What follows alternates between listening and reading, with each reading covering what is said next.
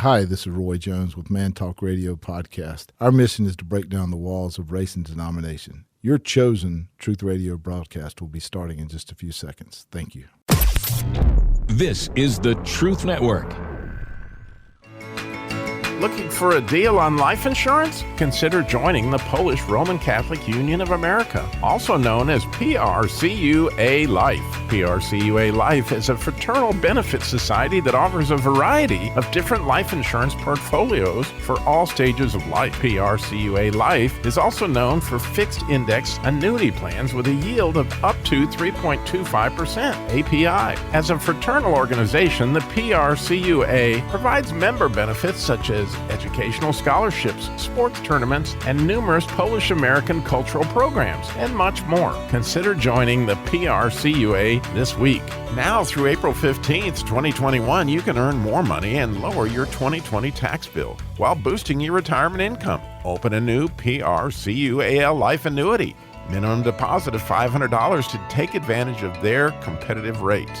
Elite Plus is an 8-year annuity with a 3.75 APY, 1-year guarantee and minimum guarantee of 2%. So lower your taxable income while increasing your retirement.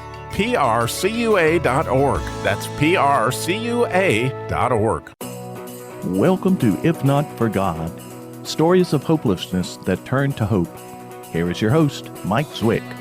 If Not For God, today with Mike Zwick and our very, very special, great to have him back, Pastor Dana Coverstone, who certainly has had several dreams and interpretations of the times that are quite outstanding as far as beginning to see some things. And for such a time as this, right? It's today we're recording this is actually January 6th. We're recording it at approximately 10:15. So as we speak, and we're praying for our country, there's a whole lot going on here, Mike, and I'm so grateful that, we got such wonderful saints willing to humble themselves and seek God's face in such a time. Absolutely. And Robby, you were actually the one we were talking last week, and you said, hey, Mike, why don't we get Dana Coverstone back on and ask whatever happened to Dana Coverstone? But Robby, you've actually seen some of Dana's dreams, and you said, Mike, I think a lot of them are right on the money. Is that right, Robby? Oh, yeah. I mean, there's no doubt. The interpretations are where, like my own dreams. And honestly, Mike, I have to say last night, not unlike Pastor Dana, I had 2 dreams last night. Okay, what were they? They were terrifying, actually. They're really disturbing to me because one of them, we were fleeing and we were in military uniforms I had never seen before. And nobody seemed to know where they were going. And more importantly, nobody even seemed to know what we were fleeing from, but there was just terror. And I really got upset at myself when I woke up because I never called on God in the dream.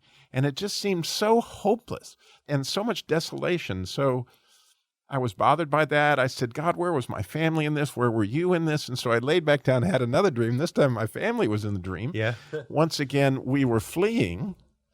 This time without the military, just everybody terrified and everybody in desolation. And so this morning, like I got with God to try to get some interpretation, looked up those words in Hebrew, both terror and desolation, and realized that when you don't know where home is, people didn't know where they were running to. Yeah.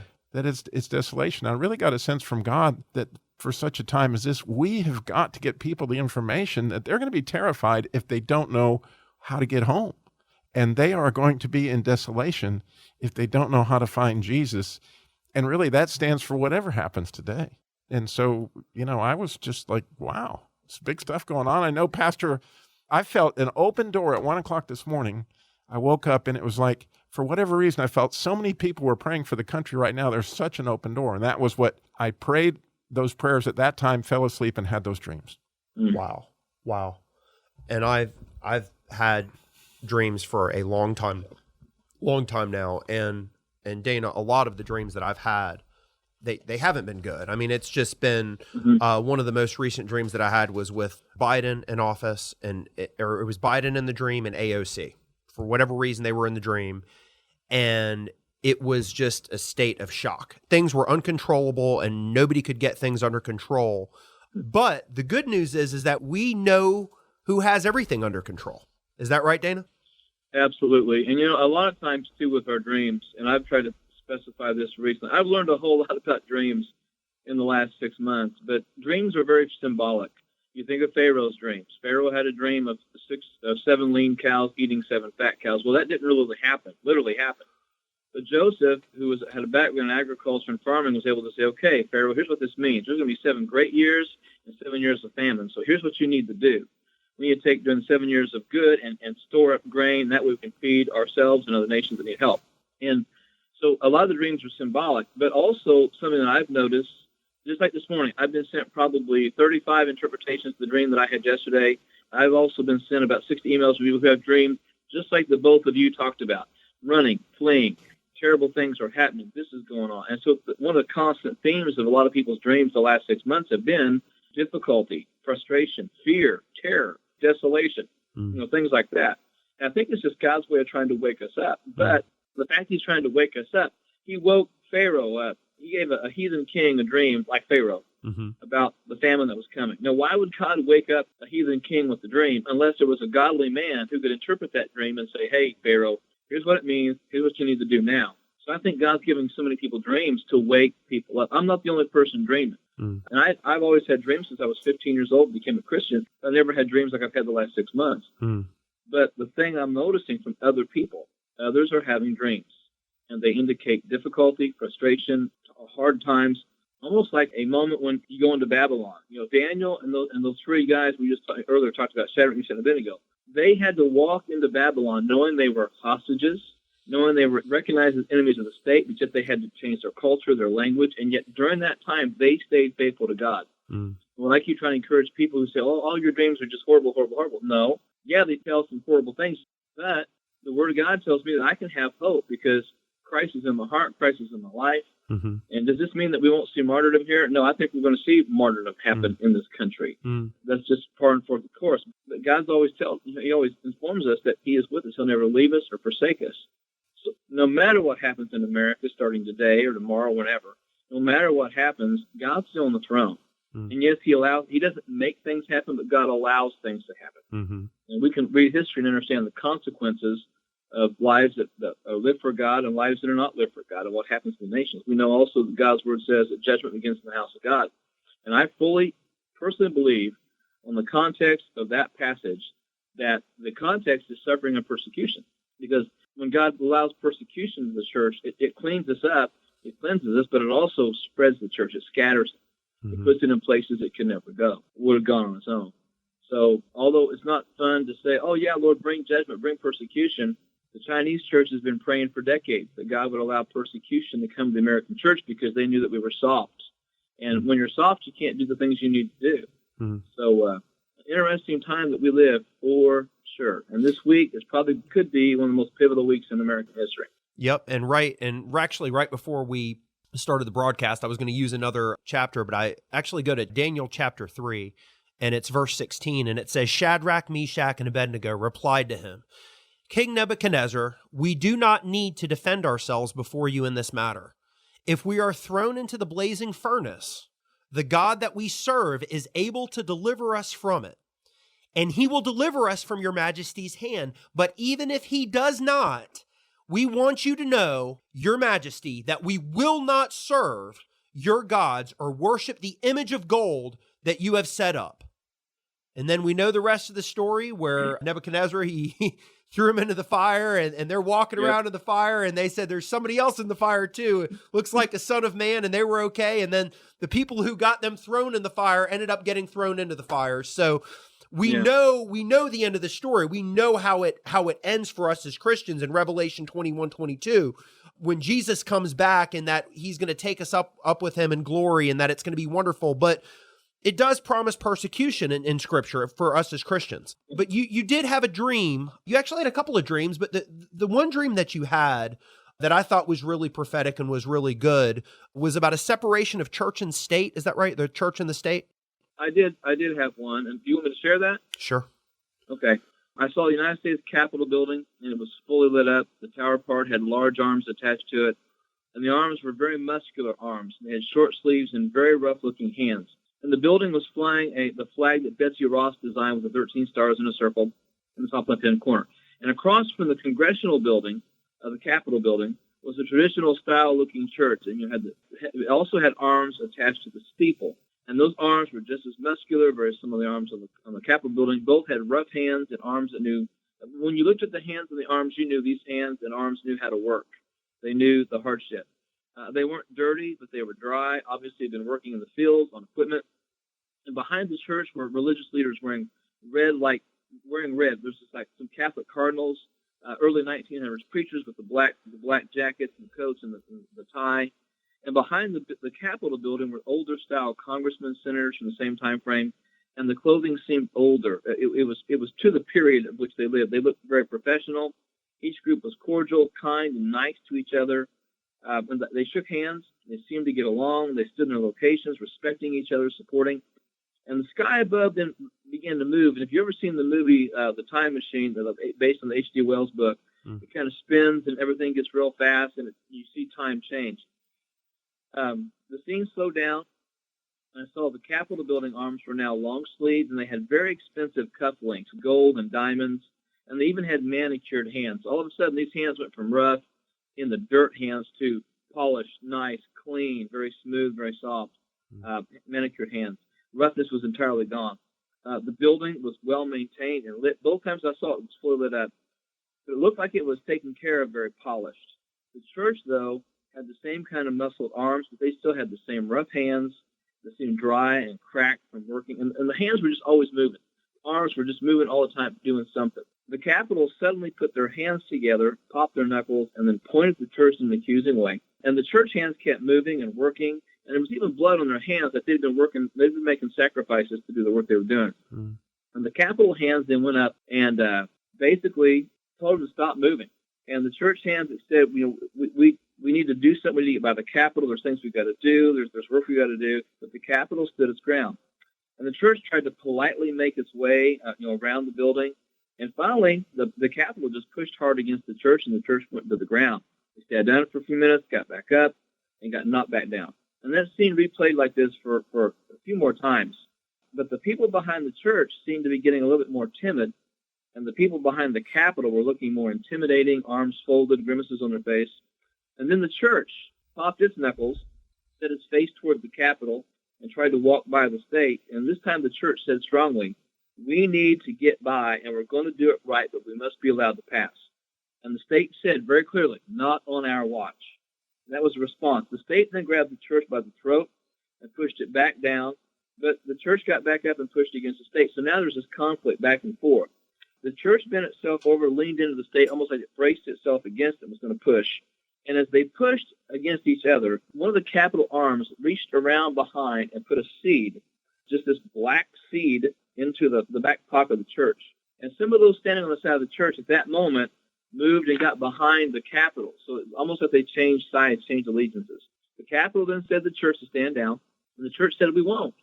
And there was this standoff. But then I saw this large, thorny vine started growing out of that back pocket of the church, coming up over its back, kind of waved the vines and the branches. And the Capitol, when it saw this, it just kind of pushed back from the state and kind of did this. Go ahead and go on through. Now, the flowers on the vine were red, and they kept biting the church, almost like a Venus flytrap would just kind of squeeze on them. It started wrapping around the legs of the church, and it kept growing. It went up, came up behind its back, and went into its mouth. It was almost like a scene from Alien or something like that. I mean, it's kind of creepy even in the dream. But it kept growing. It went into the mouth of the church and went down its throat. And I could see kind of transparently, it was circling the hearts and trying to grow the root into the heart itself. And by this time, the Capitol wasn't even concerned about the church. The church was struggling. The right hand was white and the left hand was red. And they kept fighting back and forth. They kept, the vines were intertwining with their hands, the hands. And so there's this fight. This plant's trying to grow around the church and choke it to death or whatever. And the leaves on the vine looked like they were flags, all little red flags with symbols on them. I had people say, what were the symbols? They were not recognizable to me at all. But they were red flags. The leaves were red flags with symbols on them. And the left hand of the church was trying to pull the vine. The right hand of the church was pulling the vine out, and the red hand is grabbing, slapping the hand away, and trying to keep it from pulling. Wow. And it resulted in a fight. And finally, the two hands as one were trying to protect the vine. One's trying to protect it, one's trying to strip it away. And as they struggled, the Capitol kept looking at the church like it was assessing what's going on. but it kept handing out money. And so the Capitol was handing out money and signing bills, shaking hands with business leaders and professional-looking people from many nations. It was business as usual because the church was struggling, so we just let it struggle. And then the church began to shake violently. It was almost like a grand mal seizure. And the chest split open just enough to reveal this heart that had been squeezed almost to death. The heart was not pumping very well. And the white hand took this knife and just pierced the vine root that was wrapped around the heart. And all of a sudden that vine began to let go of the heart, began to wither a little bit. And the red hand made this fist and started punching the steeple, trying to grab the white hand. But you could just see as the vine was dying, the left hand was dying too, that red hand. And finally it just dropped to the side. And the church took a few steps, and the white hand pulled the root away. And then it kind of buttoned up its shirt again, and the church fell to its knees and it asked for forgiveness for allowing the red root to grow in the pocket. And then that Christ figure appeared, and he embraced the church, and he also pointed at the Capitol, and he said, "You never wanted the church to succeed, but the gates of hell will not stop her. And those who have seen the root will prune the vine and cut off the poisonous part." And then he turned to the church and he said, "Be about my Father's business. Stay pure, and fear not the state, for they know not what they do." Wow. And then the church walked slowly past the Capitol and began to run after passing it by a few yards. So it was healing. It was, getting better. And then both hands were now white. Laying at the feet of the Capitol was the root of the seed that had been planted in the church's back pocket. And that Christ figure came up one last time and he said, "Stay braced, stay focused, and stay on task, for I'm coming soon." Wow. Wow. That's, and you had recently had a dream about, it was the birds in the mall. Is that right? Yeah, I had that dream between Saturday and Monday night. Yeah. And that's the one I just released yesterday. And it was, I saw these two distinct flocks of birds that were flying above a 4-lane interstate with a median between. Traffic was heavy, bumper to bumper, and everybody was driving faster than they should have. You could just tell by the way they were driving. They were driving erratically.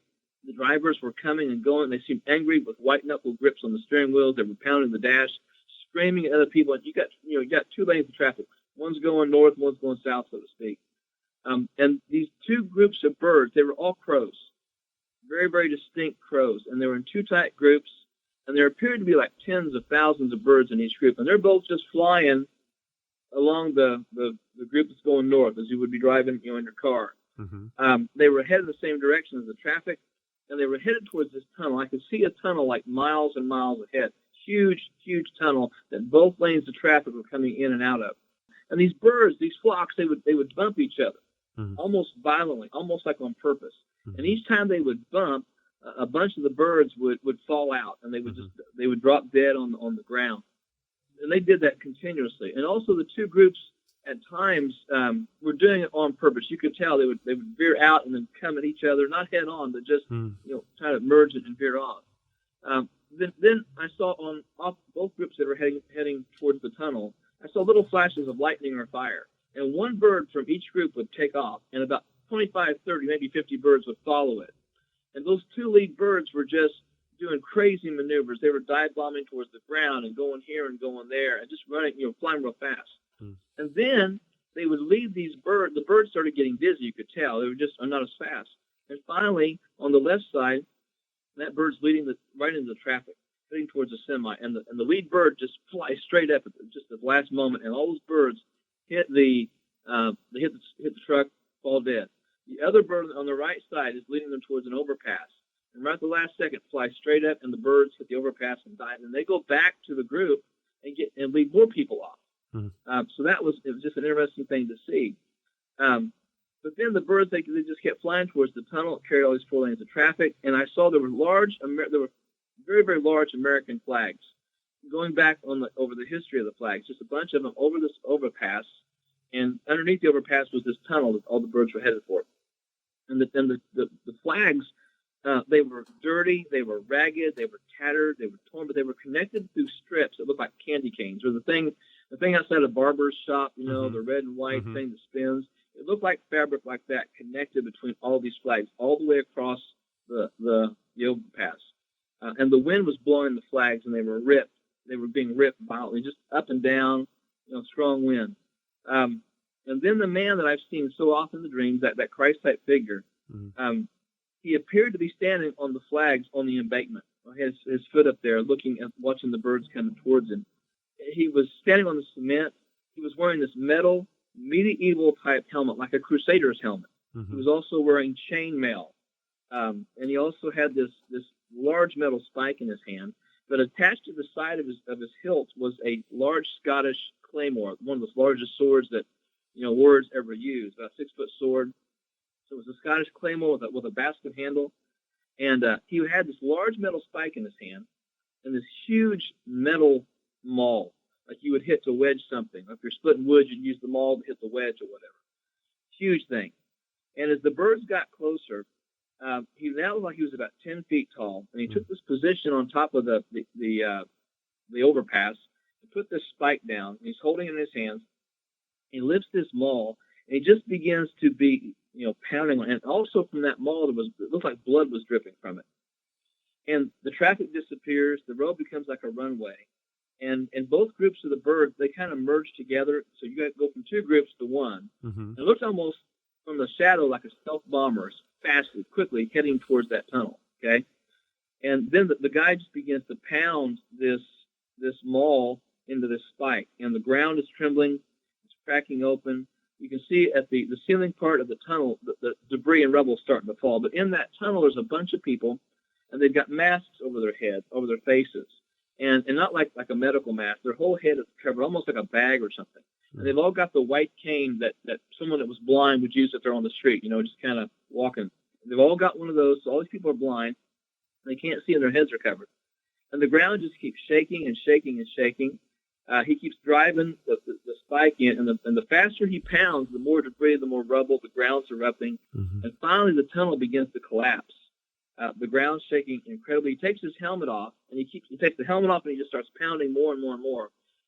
And the people were unaware of the rocks falling on them, and they just continued to meet. They were just like blind. They were just walking with no idea something was falling. And when they got hit, they just fell to the ground. They were dead. And the birds kept coming and entered the tunnel right as the entire tunnel collapsed on all of them. Everything was crushed flat on the rubble. The flags were now on fire, and they were burning to ash. They were actually disappearing. And the wind was coming along and blowing, and the ash was just kind of blowing away. And so there was nothing left of the flags. And then out of that rubble came the man. He put his helmet back on, and he placed the maul on the ground, and he said, "Justice for all is coming, but will not be seen by the many who needed it desperately. Bracing is required to stay the course, but it will be a course of consequence." And that's when I saw the ground begin to shake again, and I saw men. No military, no soldiers. I saw men, some wearing camouflage jackets. They had AR-15s over their shoulders, hats, boots, and they're lined up like British soldiers during the American Revolution. And they were taking up arms. They were lining up to fight. And then out of the background, I began to hear the sound of reveille. That called war, a call to battle. And these men marched on. They just took a step, and they marched, and they marched, and they marched. And then I was hearing shouts in the background and people yelling, and I woke up. And it was kind of like that first dream I had, 6 months ago. When I woke up, my heart rate was just through the roof. And I was up probably for 24 hours. I woke up about 3:30 when I had that dream, and went in, typed it out, wrote it down, prayed about it, walked it, paced it, prayed through it, and shared it that day. Usually I wait a little bit longer, but I just felt this one was important because the things that we're facing, especially this week in America. Yeah. And while you were talking about the past dream, Dana, the verse that came into my mind when you said that the church would not be overcome, it says in Matthew 16:18, "And I say also unto thee, that thou art Peter, and upon this rock I will build my church, and the gates of hell shall not prevail against it." One of the things that I keep hearing, and we've got about 2.5 minutes left, but one of the things that I keep hearing from people is you're going to see a separation in America of the real Christians versus those who were just playing it for Sunday morning. What do you think? Absolutely, because persecution is what reveals the heart of the church. Persecution is what reveals the depth of the root in each believer's heart, in their mind, in their spirit. Persecution is what reveals the absolute grip that a believer has on his faith. And anyone that's not committed to the point of death, we're told to endure even to the point of death. I think we're going to see a lot of people who, I just went to church, that's all, because they're going to find out it costs them too much. Right. And faith is supposed to cost us something. Right. It's supposed to cost us the disciplines that we have to instill into our lives and our walk. It costs us friendships and relationships oftentimes. But the most important thing, to have the discipline to be a Christian, we have to deny ourselves, take up a cross, and follow him. And that's a hard road. And Jesus said, you can bring all you want on the wide road that leads to destruction, but the narrow road, you got to bend down to get to the door. And that road is narrow. You can't just, you got to keep your eyes on the path, and you can't have luggage or baggage that's going to weigh you one side or the other. So Jesus said, the many trials and tribulations enter the kingdom of heaven. He was serious about it. He meant it. So persecution is going to bring us close to the Lord, I believe, and reveal who is his and who is not. Absolutely. And Robby, what do you think about that? Yeah, I think it's a wonderful opportunity for those listening who are thinking, I don't have that kind of relationship with Christ. And you can make that decision right now, by the way. Yes. And say, I need a place to go home. I need a place to run if this kind of thing begins to happen, and I need a Savior that's strong enough to take on these kind of pictures that we've heard about today. So if you'll pray with us right now, Mike. Jesus, thank you that we know you're in control and that you're going to win this. And we want to take on your yoke that's not heavy, and we want to take on your hope. And so we surrender our lives to you, ask that you would cleanse us in your blood from all that we've done to offend, and pray that you would show us the path that you would have us walk. Help us to keep our eyes and hearts on you in these times. And we ask this in Jesus' name. If not for God, right, Mike? If not for God. Thank you, Dana. Yes, thank you, Dana. Pastor. Thanks for having me on. I appreciate it.